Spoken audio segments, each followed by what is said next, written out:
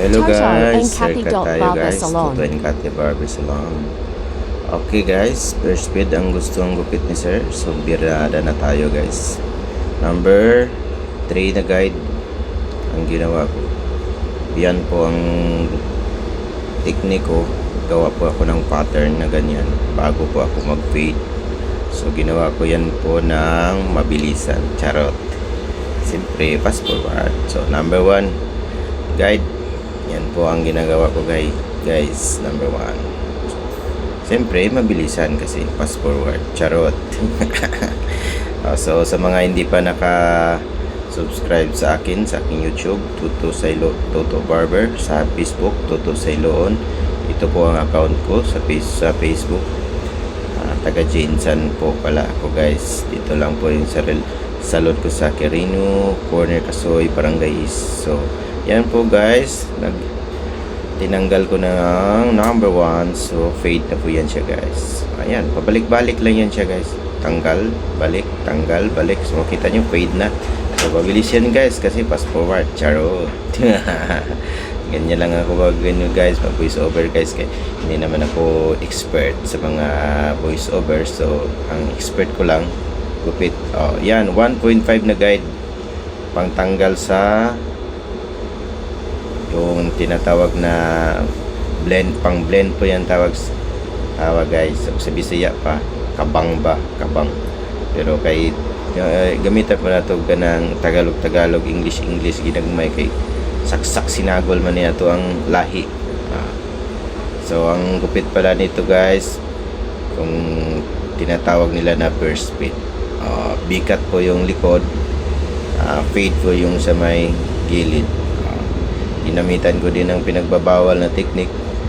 Kumuha ako ng retainer na ginagawa kong parang gunting. Yan, mabilisan lang kasi fast forward. Ganyan lang po ang result guys. So ganyan sa mga hindi pa kayo marunong magupit, no? Sa mga marunong, pwede na mag like, wag lang mangbas kay na but lang nimo kasi binasbasay kita. Charot, joke lang. So ganyan na po nga part guys. So 0-0 na po yun sa baba, tapos gawa natin ng bikat sa likod. Pa-B po yan siya guys, na hindi naman masyado na parang B talaga, na parang buwak na talaga ang B, pero ganyan sa akin simpleng bikat lang, para tinatawag na burst speed. So pabilisan guys. Dito na part guys ay na-chansya ko na. So gagawa naman ako ng bawas naman sa taas. Siyempre mabilisan, fast forward. Charot. So ang gawin ko din, hindi na po ako na mahilig sa mga ipit-ipit guys, yung parang talaga yung basahin ng buhok tapos ipitin ng kamay. Sa akin suklay lang talaga.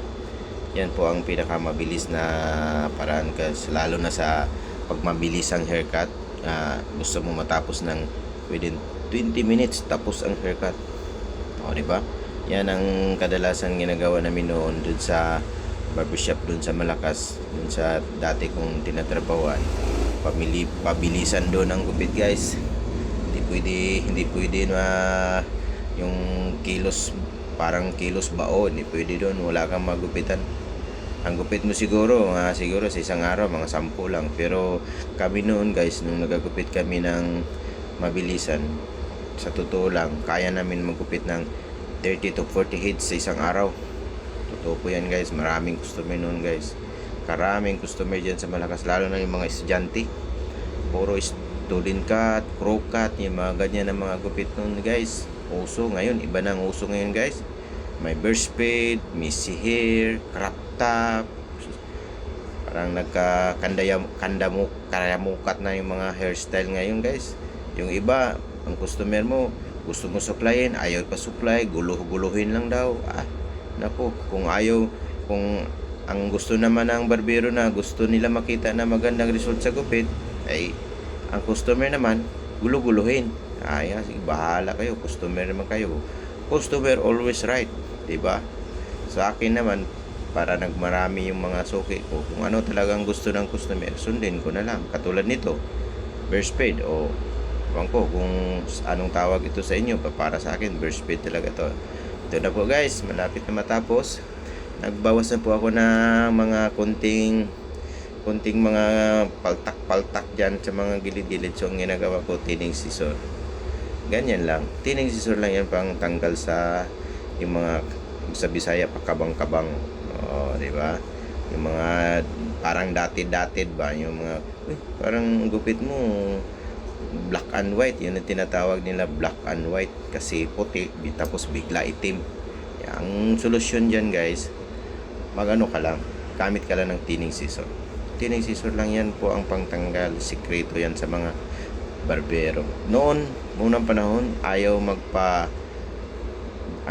magpagamit ng yung tining scissor kasi kabang daw, yung tawag na kambang. Yun ang mga yung dati pagalingan talaga ng paggamit ng gunting. Ngayon wala na, pambilisan na, basahin mo lang, lagyan mo ng wax, wala na. Kung tutusin, kambang talaga yan. Kung anuhin mo, patuyuin mo, blower mo, kambang talaga yan. Kaya ito naman ang uso ngayon, lagyan mo lang ng wax, paganda na. Saka papor din sa barbero, kung gusto mo na mabilisan, bahala kambang, lagyan mo lang ng wax, solve na. Pero ito sa akin, tingnan mo ginagawa ko guys, nag-shave na ako no, pero mayroon pa akong technique niya na isa, magbawas pa ako ng gunting. Tingnan niyo mamaya guys, pagtapos yan guys. Di ba? Pagtapos niyan, tapos niyan blade, magbawas pa ako ng gunting guys. Panoorin nyo lang guys hanggang dulo matapos ito. At saka pala guys, yung haircut namin dito sa Quirino Corner Kasoy, sa Toto Incati, may free shampoo po kami guys. Free shampoo, free hot towel. Kung mayroon kang konting bigote na konti-konti lang, free na po yan. Kasama na po yung wax, free na po yan guys. So mag shampoo na po tayo dito nga part guys. Shampoohan natin na ready na. So mabilisan lang itong trabaho guys. Siyempre fast forward, charut. Ganyan lang diskarte dito to guys. So para ganado ang customer, kailangan mo talaga shampoohan. So ang gupit pala namin dito guys, 120, may shampoo, may hot towel, diba? Sulit kaayo. Ano bang magawa mo sa 220 pesos mo, diba? Noon mahal na mahal yan, pero ngayon marong mura na yan ngayon. Kasi ang mga haircut dito sa Jinsan guys, kadalasan 150, 250 to 300. So kami, may shampoo na, may hot towel pa, 120 lang. So ito na guys, hot towel dito na part, hot towel yan. So yung pag-repair ko pala kanina guys, yung nag-repair ako, hindi ko na pinakita sa video kasi sobrang haba na po talaga. So basta ako, pagtapos ko magamit ng tining scissor, magamit po ako ng gunting para hindi magtayo-tayo yung buhok, para hindi kambang tingnan. So ito na po guys, slight massage lang para sa customer, para relax.